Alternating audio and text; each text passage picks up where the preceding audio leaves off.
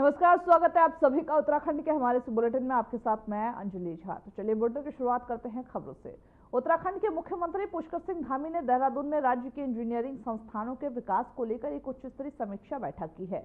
वही साथ ही बैठक के दौरान ही मुख्यमंत्री ने संस्थानों में शैक्षणिक गुणवत्ता, बुनियादी ढांचे, प्लेसमेंट दर और उद्योग से सहयोग जैसे मुद्दों पर विस्तार से चर्चा किया। उन्होंने अधिकारियों को निर्देश दिए कि राज्य के तकनीकी शिक्षण संस्थाओं को रोजगार और साथ ही शिक्षा और नवाचार के केंद्र के रूप में विकसित किया जाए। तो जहां सीएम धामी ने समीक्षा बैठक की, उस दौरान ही किस तरीके से जो उत्तराखंड है उसको इंजीनियरिंग संस्थानों को के विकास पर चर्चा किया है, ताकि उत्तराखंड वासियों को बाहर जाके पढ़ाई न करना पड़े। और साथ ही यह भी कहा कि अगर उत्तराखंड में आप शिक्षा देते हो तो उसके साथ साथ रोजगार भी दो, और इंजीनियरिंग कॉलेज में प्लेसमेंट देने पर भी बात हुई है, ताकि उत्तराखंड वासियों को राहत मिल सके। अधिकारियों को लेकर के इसी को लेकर के जरूरी दिशा निर्देश देते हुए सीएम धामी नजर आए हैं।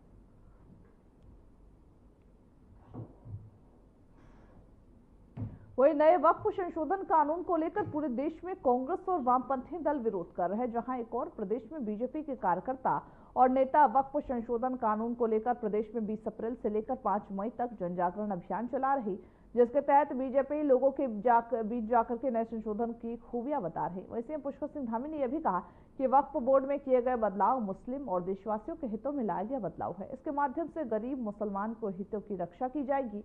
वही कांग्रेस समेत कई पार्टियों ने वक्फ कानून का विरोध किया है और कोर्ट का दरवाजा खटखटाया है। इस बीच वक्फ बोर्ड प्रदेश अध्यक्ष शादाब शम्स का बयान भी सामने आया है।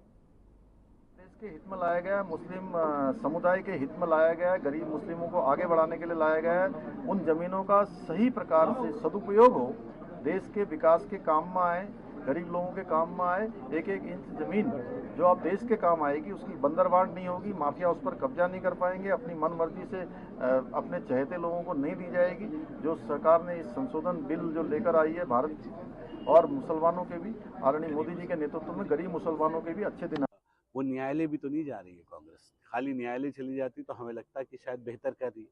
कांग्रेस गुमराह कर रही है, विपक्ष गुमराह कर रहा है। हम ये कह रहे हैं, एक तरफ न्यायपालिका जाते हैं, सर्वोच्च न्यायालय जाते हैं और फिर उससे पहले हंगामा शुरू कर देते हैं कि सर्वोच्च न्यायालय के फैसले पर भी यकीन नहीं है कांग्रेस को।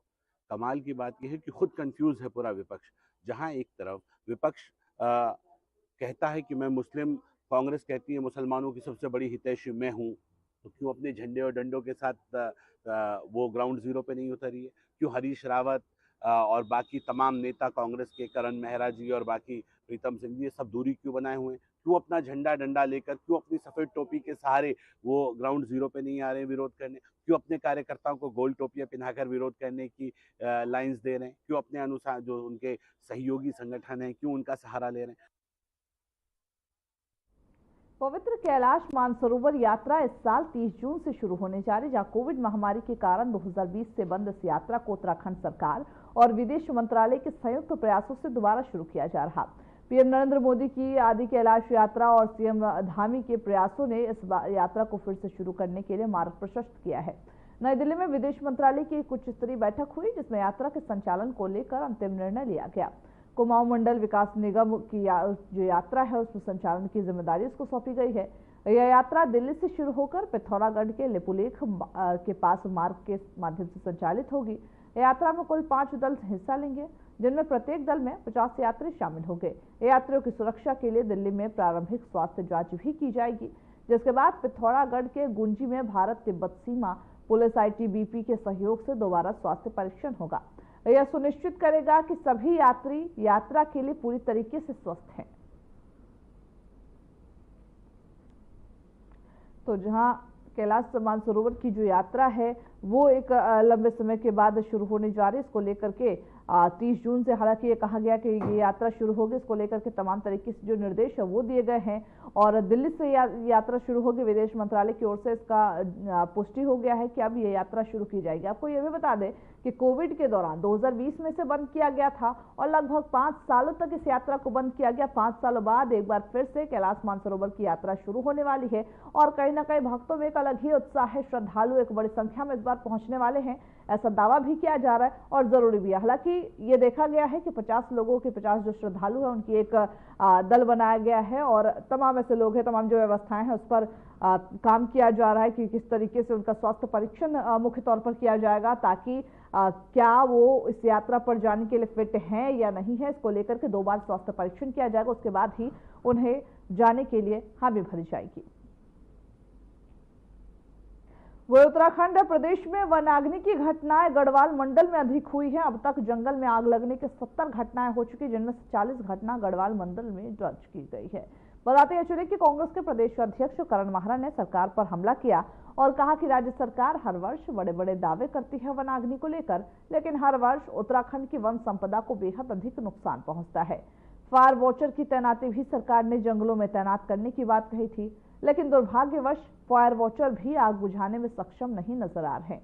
15 फरवरी से फायर सीजन शुरू हो रहा है, जिसमें कि गढ़वाल मंडल में वनाग्नि की 40 घटनाएं हो चुकी हैं, जिसमें करीब 38 हेक्टेयर क्षेत्रफल में वन संपदा को नुकसान पहुंचा है। तो वही कुमाऊं मंडल में 24 घटनाएं हुई हैं, जिनमें 4 हेक्टेयर में जैव विविधता प्रभावित हुई है।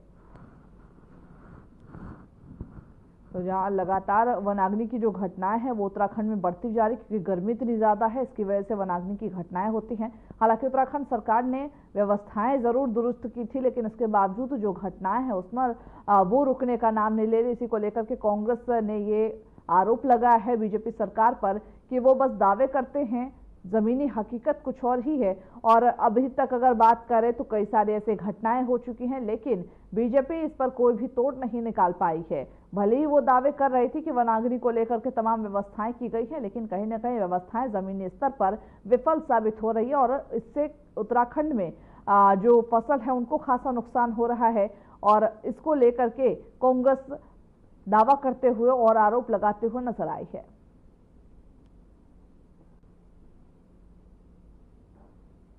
वही देवभूमि के प्रवेश द्वार रुद्रपुर के इंदिरा चौक पर बनी अवैध मजार को राष्ट्रीय राजमार्ग और जिला प्रशासन ने हटा दिया। इस अवैध मजार को हटाने से पहले नोटिस जारी किया गया। जानकारी के मुताबिक एक ही नाम की कई अवैध मजारें होने की सर्वे रिपोर्ट और राष्ट्रीय राजमार्ग के चौड़ीकरण में बाधक होने की वजह से अवैध मजार को हटाए जाने की कवायद पिछले कई दिनों से चल रही थी। इस नाम से यूपी में कई स्थानों पर फ्रेंचाइजी अवैध मजारें हैं। आज सुबह तड़के ही की गई प्रशासनिक कार्रवाई में यह अवैध संरचना को हटाकर राष्ट्रीय राजमार्ग प्राधिकरण ने मार्ग को चौड़ीकरण करने का काम तत्काल शुरू कर दिया। प्रोजेक्ट के मुताबिक ये चौराहा व्यस्त यातायात की वजह से जाम से ग्रसित था। अब इसे चौड़ा करके लगभग 6 लाइन का बनाया जाएगा, जिससे जाम से राहत मिलेगी। तो एनएच को चौड़ीकरण करने की बात सामने आई है और कहा जा रहा है कि एक लंबे समय से ये जो मार्ग है इस पर जाम लगता है, क्योंकि स्पेस कम है और वाहनों की संख्या ज़्यादा है। और इसी को लेकर के अब ये 6 लेन बनाई जाएगी, जिससे लोगों को एक बड़ी राहत मिलेगी और इसका जो काम है वो भी शुरू कर दिया गया। और साथ ही यह भी कहा जा रहा है कि उससे लोगों को ज़रूर राहत मिलेगी। और साथ ही अवैध मजार उस पर बनी हुई थी, जिसपे कहा गया था कि ना तो उसकी कोई कागजात है ना ही कुछ, और उसी को तोड़ा गया। उसके बाद एनएच को जो चौड़ीकरण का काम है उसको गति मिली है।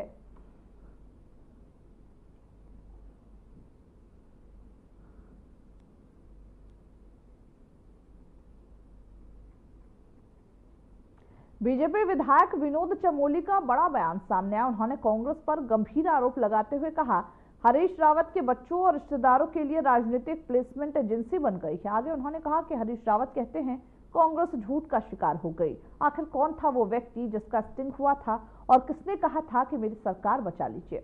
हरीश रावत पार्टी से ज्यादा अपने बच्चों को तवज्जो देने का काम करते हैं।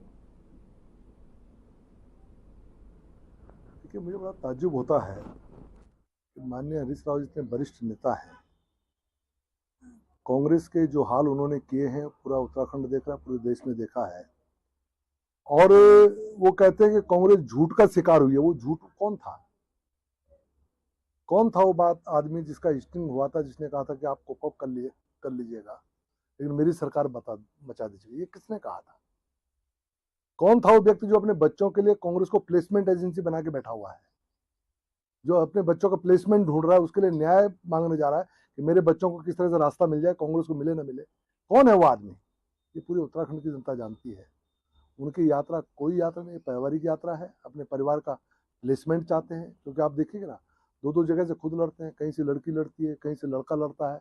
आगे भी कहीं ना कहीं ढूंढ रहे होंगे कि कहाँ पर मुस्लिम मतदाता जाता है ज्यादा है, कहाँ मैं अपने किसी बच्चे को फिट कर सकूं। तो उनकी यात्राएं इस कारण चल रही है। लेकिन ठीक है, वो अपना कुछ कुछ करते रहे, उसके कारण क्षेत्र का मनोरंजन भी होता है, उत्तराखंड की जनता उसका आनंद भी लेती है।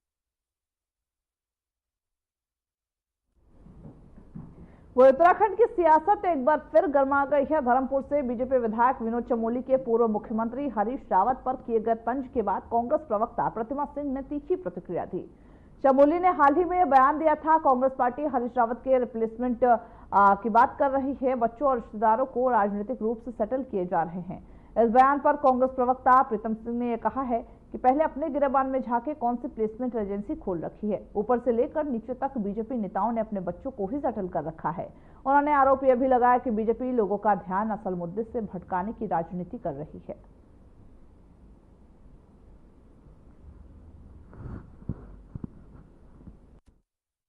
लगता है कि भारतीय जनता पार्टी को किसी पर एक उंगली उठाने से पहले अपने गिरेबान में झांक कर देखना चाहिए और उन्हें ये देखना चाहिए कि उनके यहाँ किस तरीके के जो है प्लेसमेंट एजेंसीज ऊपर से लेकर नीचे तक जो है भरी पड़ी हैं।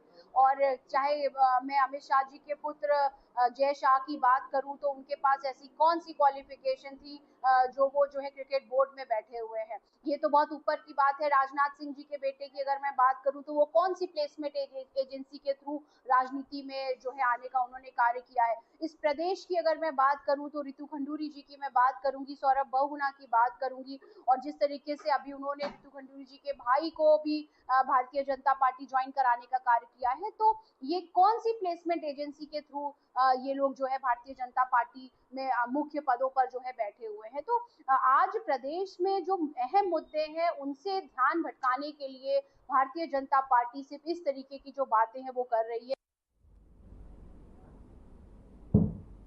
वही चारधाम यात्रा शुरू होने में अब महज कुछ ही दिन बाकी रह गए हैं। 30 अप्रैल से चारधाम यात्रा शुरू होने वाली है। यात्रा शुरू होने से पहले ही श्रद्धालुओं के रजिस्ट्रेशन का आंकड़ा 17 लाख पहुंच चुका है।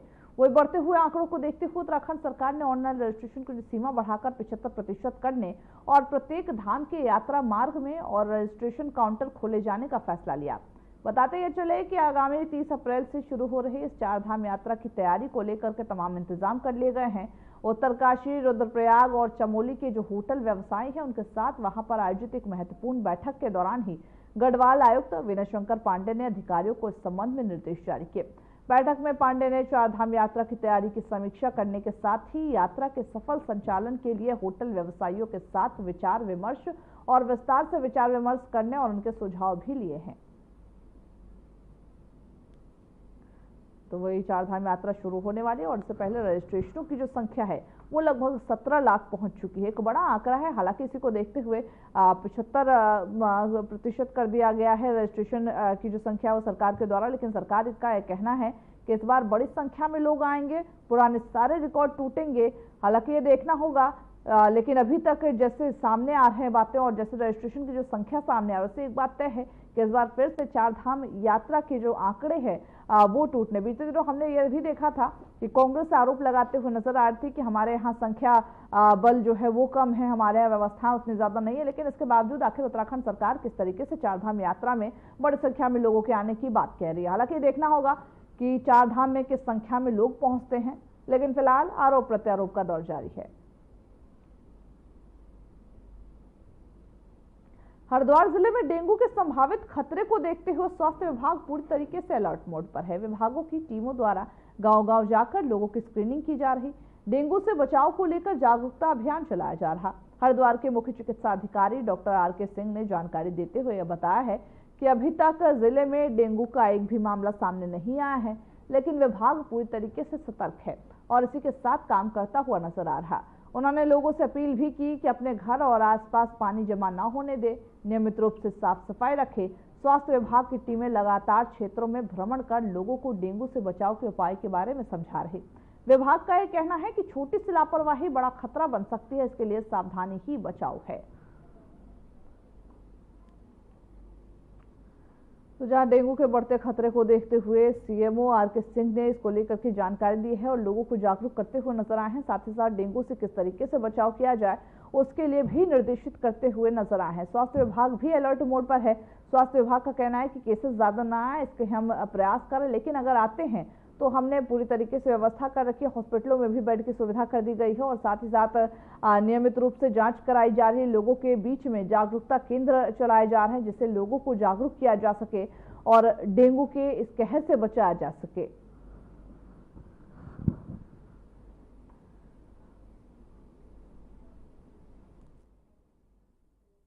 अभी डेंगू मामला कोई संज्ञान में नहीं आया है। एक मामला आया हुआ था और लेकिन पोर्टल पे नहीं था, तभी हमारी टीम के द्वारा उस गांव में जाकर जितने भी गांव के लोग थे सबका सोशलाइजेशन भी किया गया, प्रतिदिन की जांच की गई हमारे आशाओं के द्वारा, टीम के द्वारा। और कोई भी व्यक्ति, एक भी व्यक्ति बुखार का वहां पर पीड़ित मिला और इस संबंध में हमारे द्वारा ऑलरेडी मेडिकल ऑफिसर्स की, सीएचओ की, आशाओं की ट्रेनिंग की जा चुकी है और जो भी जन जागरूकता संबंधी ऐसी मटेरियल हमारे लिए उपलब्ध हो चुका है, जो दवाएं हैं छिड़काव के लिए और रैपिड टेस्ट की, स्टेरिलाइजर की, तो ऑलरेडी लोगों को कैसे जागरूक को बचाव ही करना है। कहीं भी पानी जो है मैक्सिमम ज्यादा इकट्ठा ना होने दे, क्योंकि डेंगू का लार्वा जो है ये इसका अंडा साफ और रुके हुए पानी में होता है। यदि हम पानी को चेंज करते रहेंगे, कहीं भी आसपास कोई भी कप्स हो, कोई भी टूटा फूटा बर्तन हो, कोई कूलर हो या कोई ऐसी जगह जहां पर पानी रुकने की संभावना हो, उसको आप हटाते रहेंगे कभी भी।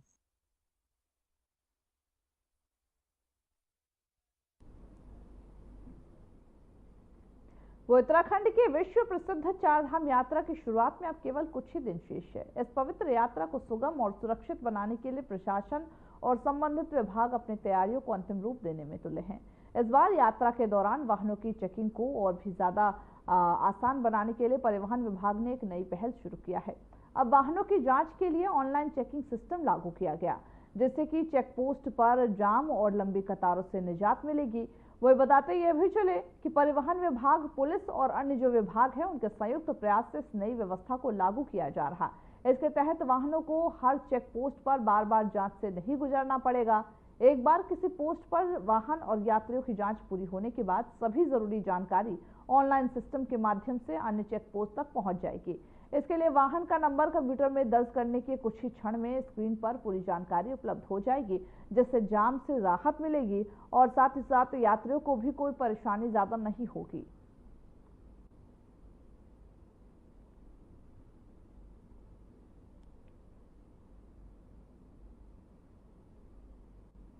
तो चलिए इस बीच बड़ी खबर की ओर रुख कर लेते, जहां बल्लभपुर इलाके में आशीर्वाद टावर में भीषण आग लगी है। ऊपर उठता हुआ दिखाई दिया धुएं का गुबार। आग बुझाने में अग्निशमन की टीम जुटी हुई है। काफी मशक्कत के बाद आग पर काबू पाया गया। आग लगने का कारण हालांकि अभी तक स्पष्ट नहीं हुआ। तो बड़ी खबर आपको बता रहे, जहां पर आग बुझाने में अग्निशमन की टीम मौजूद थी और आग पर काबू पा लिया गया। आग लगने का कारण क्या था वो अभी तक स्पष्ट नहीं हुआ है। तो बड़ी खबर आपको बता रहे, बल्लभपुर इलाके के आशीर्वाद टावर में भीषण आग लगी, जिसके बाद दमकल कर्मियों को बुलाया गया और वहीं पर फायर ब्रिगेड ने किसी तरीके से आग पर काबू पाया। हालांकि आग किन कारणों से लगी थी वो अभी तक नहीं पता चल सका है।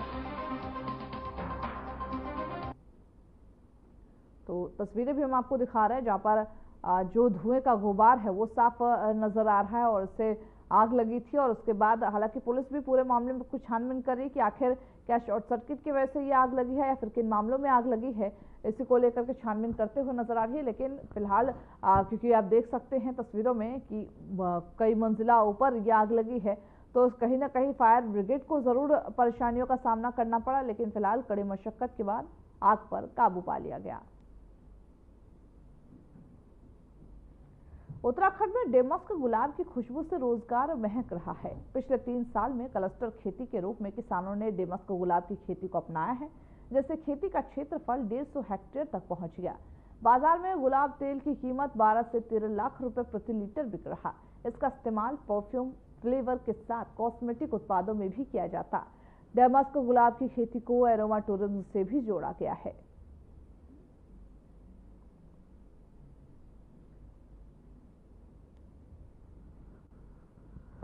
तो जहाँ डेमस्क गुलाब की जो खेती है वो उत्तराखंड में होती है और काफ़ी अलग मानी जाती है इस गुलाब को, और इससे कहीं ना कहीं इसके इस्तेमाल बहुत चीज़ों में किए जाते हैं, जैसे परफ्यूम बनाने में और साथ ही साथ जो स्किन केयर प्रोडक्ट उसमें भी इसका इस्तेमाल किया जाता है, जिसको लेकर के उत्तराखंड में इस खेती के बाद जो व्यवसायी है उनको एक बड़ा प्रॉफिट हुआ है। 12 से 13 लाख रुपए प्रति लीटर इसका जो तेल है वो बिकता है, जिसका इस्तेमाल कई चीज़ों में किया जाता है और बड़ी संख्या में इस उत्पाद की जो मांग है वो भी बढ़ती जा रही है, जिससे कहीं ना कहीं उत्तराखंड वासी जो ये उत्पादन कर रहे हैं वो एक बड़े मुनाफे में है। व्यवसायियों में खासा उत्साह है क्योंकि लगातार इसकी पैदाइश के बाद जो बिक्री होती है उससे उनके चेहरे खिले हुए हैं।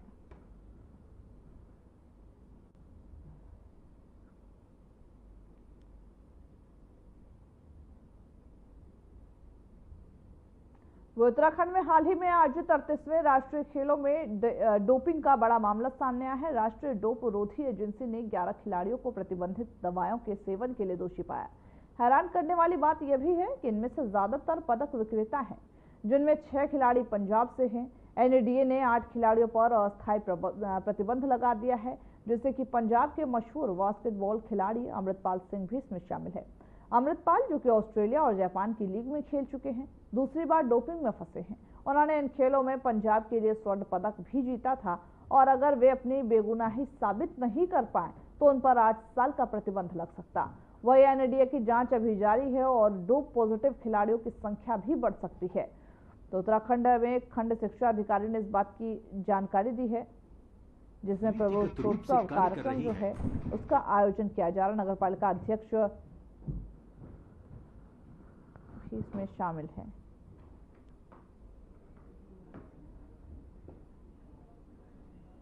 वही बेरीनाग एक कॉलेज में नए सत्र में प्रवेश के लिए छात्र छात्राओं का विकासखंड स्तरीय प्रवेशोत्सव कार्यक्रम का आयोजन किया गया। इस कार्यक्रम में बतौर मुख्य अतिथि नगर पालिका अध्यक्ष बेरीनाग हेमा पंता मौजूद रही। इस अवसर पर उन्होंने कहा कि सरकार के द्वारा सरकारी स्कूलों में लगातार विभिन्न सुविधाओं का बढ़ावा दिया जा रहा। अभिभावक से अपने बच्चों को नए स्कूल में प्रवेश करने की अपील की है। तो वही मौके पर खंड शिक्षा अधिकारी भूपेंद्र कुमार ने सरकारी स्कूल में वर्तमान में जो चलाई जा रही विभिन्न योजनाएं हैं उसकी भी जानकारी दी। हमारी जो डायरेक्टर महानिदेशिका महोदय है श्रीमती सुश्री झरना कामठान जी, उनके ही निर्देश पर पूरे प्रदेश में आज ये प्रवेश। वह रुड़की में एक बार फिर लावारिस कुत्तों का आतंक बढ़ता जा रहा। हालात अब ऐसे हैं कि हर रोज दर्जनों लोग इन कुत्तों का शिकार बन रहे हैं। अब यह खतरा सिर्फ होता है और सीमित नहीं रहता, वही साथ ही बल्कि सिविल अस्पताल तक इनका जो डेरा है वो बन चुका है। दरअसल रुड़की सिविल लाइन अस्पताल में हर दिन 50 से ज्यादा लोग कुत्ते के काटने से घायल होकर अस्पताल पहुंच रहे, जिसके कारण एंटी रेबीज इंजेक्शन की भी जो मांग है वो बढ़ती जा रही। वही पीड़ितों का कहना है कि शहर में बल्कि देहात क्षेत्रों में भी लावारिस जो कुत्ते हैं उनका आतंक बढ़ता जा रहा। राहगीरों पर हमला करते नजर आते हैं और प्रशासन की ओर से कोई भी ठोस कार्रवाई नहीं की जा रही। वो इस मामले में आरएन टीवी के द्वारा मुख्य नगर आयुक्त रुड़की राकेश चंद्र तिवारी से भी बातचीत की गई। उनका क्या कुछ कहना है वो भी आपको सुनवाते हैं। एबीसी सेंटर का जो हमारा टेंडर है, टेंडर खोला जाना है, चूँकि ये समस्या बड़ी है। कुत्तों के द्वारा जो लगातार नगर निगम क्षेत्रों में जगह जगह डॉग बाइटिंग की जाती है और लोगों की शिकायतें भी आती रहती हैं और समस्या भी बड़ी है। तो इस संबंध में उसके निजात के लिए जो हमारे कंपार्टमेंट वगैरह बनने हैं और उसका टेंडर डाला गया है और टेंडर खुलने की अवधि आ गई है। और इस समय चूँकि ठेकेदारों का रजिस्ट्रेशन चल रहा है, जिसकी प्रक्रिया 2-1 दिन में पूर्ण होने वाली है। जैसे ठेकेदारों का रजिस्ट्रेशन पूर्ण हो जाता है इसको ओपन करके और इसमें कार्रवाई प्रारंभ कर दी जाएगी।